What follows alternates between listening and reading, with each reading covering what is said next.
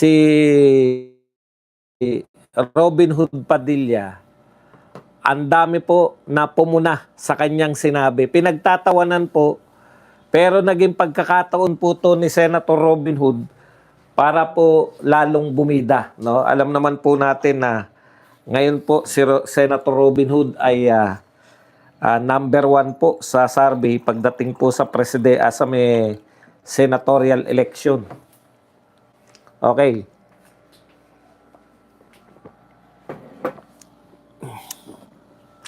At hindi po sila nag-awat sa pagsasabi po na si Senator Robin Hood ay 80-80.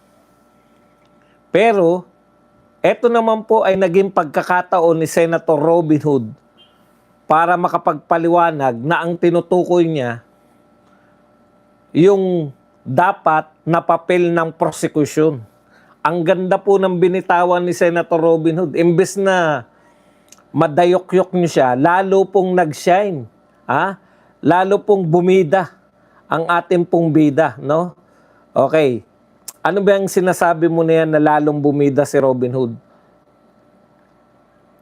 Kasi ang ganda po ng paliwanag niya. Nakapagpaliwanag tuloy siya. Dapat, alam niyo po, maraming mga nagtatanong, ganyan ka-impact si Senator Robin. Mula na rin po sa mga prosecution.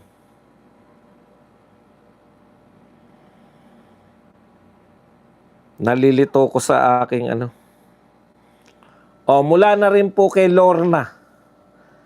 No? Maaring nang asar po to si Lorna, pero ito po ang kanyang pahayag. Senator Robin always bring color, surprise, and excitement. Di po ba? Kasi yung bias nila kay Senator Robin Hood, naroon Ano po yung bias? Mahinang nila lang to. Tapos, pag nagsalita na at nabutata, ganun din si Luis Tro Pinakita ko yan kahapon sa ating video. Yung pormahan bago magtanong si Senator Robin, anong-ano pa si Luis Tro, talagang kayang-kaya ko to. Tandaan natin, nung isang araw, butata na siya kay Pia Cayetano. Ngayon, binutata pa rin siya nang minamaliit nilang si Robin Hood Padilla. Yun yung sinasabi natin. Makulay ba si Robin Hood? Ang nakalimutan nila, artista si Robin. Nakalimutan nila, may bigat. Hindi po katulad ng mga nagtatanong na wala na tayong natandaan kung bakit sila tumayo. Halimbawa po si Bambam Aquino. Magtatanong yan, tatayo yan, walang impact. Si Robin Hood Padilla, apektado ang lahat. Apektado ka kung supporter ka ni Duterte, supporter ka ni Robin. Apektado ka rin kung ikaw ay anti-Duterte. Yun yung sinasabi natin. Apektado sila sa ginagawa ni Robin. Di may impact, kaya siya number 1. Akalain nyo ba natalunin niya pa si Vico Soto sa pagiging number 1 senatorial bulls? Kaya kalimutan nyo na. Yung karisma ni Robin, hindi po yan napag-aaralan. Yan po ay taglay-taglay niya. Kung tutusin, mas magandang lalaki yung kapatid niya, di ba? Si Rostum Padilla. Na ngayon ay nagpalit na ng kasarian. Nagpalit ba ng kasarian o badingdong pa rin? Hindi ko. Nalilito ako. Pasensya na yung mga LGBTQ, RSTU, BWXYZ. Nalilito ako dyan sa Anyways, iba po yung karisma. Hindi po na ituturo yun, hindi na pag-aaralan. Yung laging may dating. Love him or hate him, apektado sila lahat. Ngayon, napaganda pa po yung sinasabi ni Robin Hood na mukhang sa biglang tingin, mali yung pagkakabigkas ni Senator Robin Hood. Pero dahil po sa mga paliwanag niya, napaganda pa po. Kita nyo na. Parang mali na, pero napaboran pa si Robin. Lalo po siyang sumikat, lalo po siyang hinangaan. Ito po yung kanyang paliwanag Tungkol po dyan sa hindi dapat one-sided. O ano ang kahulugan ni Robin Hood Padilla? Tignan nyo. Yan po yung wala araw-araw. Nagpapapreskon si Redon. Araw-araw nagpapapreskon si Ortega, si Adjong. Pero wala pa rin pong dating. Si Robin Hood, 2 minuto magsalita. Lagpas daw ng 2 minuto, kaya tumayo si Tulfo. Lagpas daw ng 2 minuto. Hindi naman siguro aabot ng 10 minuto kasi sumasagot pa yung si Luistro. Ito po yung sagot. Ibig sabihin kayo araw-araw, shoutout kay Placido Pilosopo na paminsan-minsan na lang natin nararamdaman. Si Placido Okay. Ito po, yung sinasabi, naku, may sinabi na naman to si Erwin Tulfo tungkol sa ipira-ipira.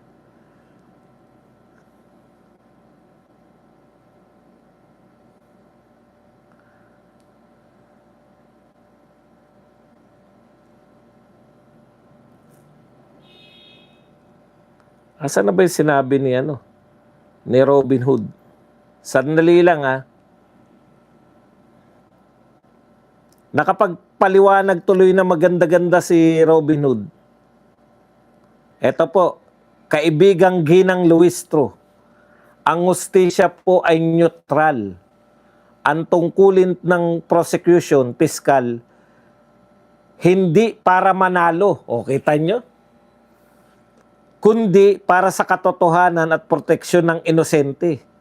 Ang tungkulin naman ng defense, tagapagtanggol, ay ang pagtitiyak sa karapatang pantao at balanse sa kapangyarihan. Sa isang modelong sistemang legal, kapwa ang pag-uusig, prosecution, at ang pagtatanggol, defense, ay mga itinatag na haligi upang magsilbi sa isang layunin. Ang hustisya ay dapat maging ganap na neutral. Boom! Sabog kayo ngayon. Alam niyo kung nabububuhan pa po kayo dito kay Robin Hood, nabububuhan pa rin kayo. Siya lang po yung tanging tao na akala mo disaster na no nagsalita. Pero kaya niyang i-turn around di ba? Bigla ka ngayong mapapaisip, oo nga bakit ang prosecution, ito po ay binubuo ng mga congressman, ngayon aminado sila na dapat bias ang prosecution. Sa simula't simula pa, bigla naming naisip, oo nga sa simula't simula pa, bias na kayo. Congressman kayo. Di ba? Sa simula't simula pa, sila po ay one-sided na. Laban kay BP Sara. Wala pa pong investigasyon. Nagsimula po sila sa pagiging one-sided. Diyan yung sinasabi ni Robin Hood. Dapat neutral kayo. Dapat ang manaig, ang trabaho pala ng piskal o prosecution, hindi para manalo, kundi para sa katotohanan at pagpoproteksyon sa inosente. Ngayon, paano nyo ngayon babaliktarin? Kasi tawa-tawa pa sila Pinagtatawanan nila si Robin. In fact, nagkaroon ng komosyon. Dahil akala nila pambobo yung sagot ni Robin Padilla. Pero tama po yun. Dapat, lalo na kayo, hindi naman talaga kayo totoong prosecution. Kayo po ay nagsimulang bilang congressman.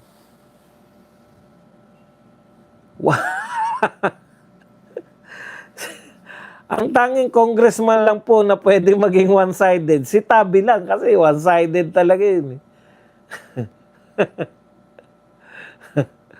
Di po ba? Ngayon, mapapahiya sila. Bigla nilang pag-iisipan, tama nga si Robin, dapat nga pala sa simula't simula pa. Sila po ay, kung ganyan po ang pananaw nila, wala sana tayong nililitis na inosenteng Vice President. Kung sila po ay hindi one-sided, noon pa man. O, kaya lang naman po nabuo yan. Pero alam niyo po,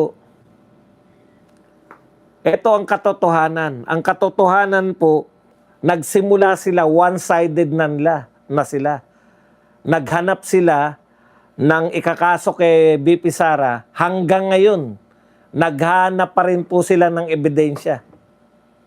Nakakahiya. Ano ang sinabi ni pahiya sila ron kay Pia.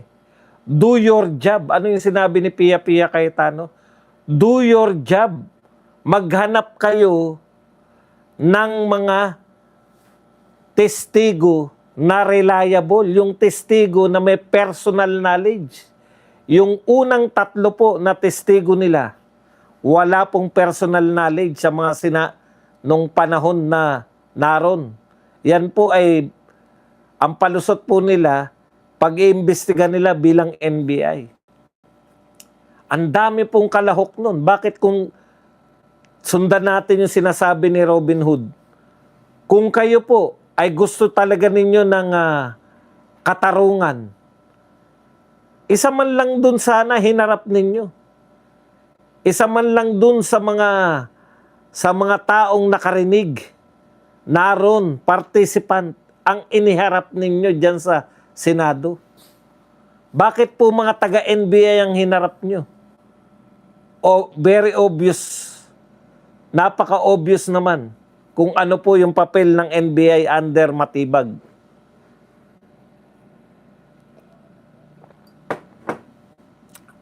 Natututunan po na, ang dami ko natutunan dito, promise. Hindi pala basta-basta nagharap ng mga testigo. Pero sana naunawaan ito ng mga matatalino nating hurado. Yung mga matatalino at saka yung mga nagtatali-talinuhan ng mga hurado. Sana naunawaan ninyo na ang mga naunang testigo na hinarap nitong prosecution ay pare-parehong walang personal knowledge sa ibinibintang nilang kaso.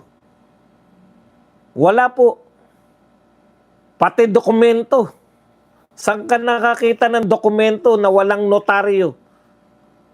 Saan ka nakakita ng dokumento na hindi pinirmahan nung nagsasabing sa kanya yun? Si Las Cañas. Walang pirma ni Las Cañas, walang notaryo. Napakahigpit. Ni Ping Lacson dyan. Nagtataka nga ako bakit hindi kinwestiyon ni Ping Lacson nung tumayo si Ping Lacson. Akala ko yung kukwestiyonin niya na bakit wala notaryo? Hindi pala. Pinabulaanan niya pala na hindi raw siya nagsampa ng perjury. Pero napanood namin yung Lacson. Binabanatan mo si Las Cañas dahil paiba-iba siya ng kanyang testimonya. Yun. Kaya noon pa lang, sinasabi na namin na si Las Cañas, ikaw ang kinukot ng mga tao na nagsabi na si Las Cañas ay hindi katiwa-tiwala bilang testigo dahil sa sinasabi mo nga, Lacson, na pabago-bago to ng sinasabi. Kaya, kung susuriing mabuti, tumatama itong si Senator Robin Hood Padilla. Dahil kung kayong prosecution, sa simula pa lang, hindi na kayo bias, hindi na kayo makakarating dyan sa Senado. Dahil ngayon, nakikita po ng taong bayan, ano po ang nakikita namin? Nakikita namin na yung 3 nauna nyong testigo ay walang personal knowledge. Nakikita namin na kayo ay walang ebidensya laban kay BP Sara.